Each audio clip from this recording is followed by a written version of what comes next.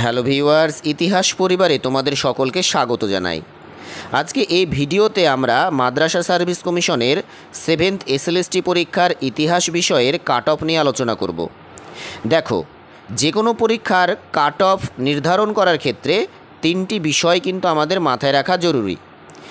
এক হচ্ছে সেই পরীক্ষায় পরীক্ষার্থী সংখ্যা কত ছিল, দুই হচ্ছে প্রশ্নের মান কেমন ছিল, এবং 3 নম্বর হচ্ছে সেই পরীক্ষার সিট সংখ্যা কত বা সেই পরীক্ষা থেকে আলটিমেটলি কতজনকে চাকরি দেওয়া হবে।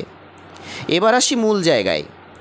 দেখো, প্রথমত মাদ্রাসা সার্ভিস কমিশনের 7th SLST পরীক্ষায় ইতিহাসের নবম দশম ও একাদশ দ্বাদশে পরীক্ষার্থী ছিল প্রায় 30 থেকে 40 হাজার, এবং দ্বিতীয়ত হচ্ছে প্রশ্নের মান ছিল সহজ থেকে মাঝারি। তৃতীয়ত, মাদ্রাসা সার্ভিস কমিশন নিয়োগের যখন বিজ্ঞপ্তি বের করে তখন ইতিহাস বিষয়ের নবম দশমে সিট সংখ্যা ছিল মাত্র 54টি এবং একাদশ দ্বাদশে সিট সংখ্যা ছিল মাত্র 19টি। ফলে তোমরা বুঝতেই পারছো যে এখানে কিন্তু খুব কম সংখ্যক প্রার্থীকে চাকরিতে নিয়োগ করা হবে, যদি না পরবর্তীতে এই সিট সংখ্যাটা বৃদ্ধি পায়।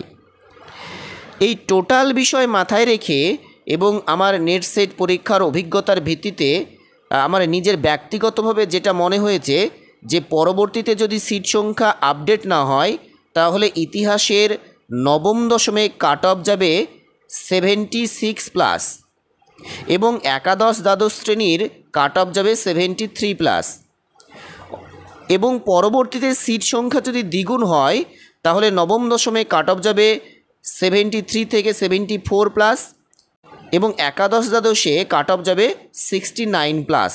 এর থেকেও যদি সিট সংখ্যা আরও বৃদ্ধি পায় তাহলে কাট অফ কিন্তু আরও কমতে পারে। এ বিষয়ে তোমাদের মতামত কি তা অবশ্যই কমেন্টে জানিও, এবং ভিডিওটি যদি তোমাদের ভালো লাগে তাহলে অবশ্যই চ্যানেলটিকে সাবস্ক্রাইব করো। ধন্যবাদ।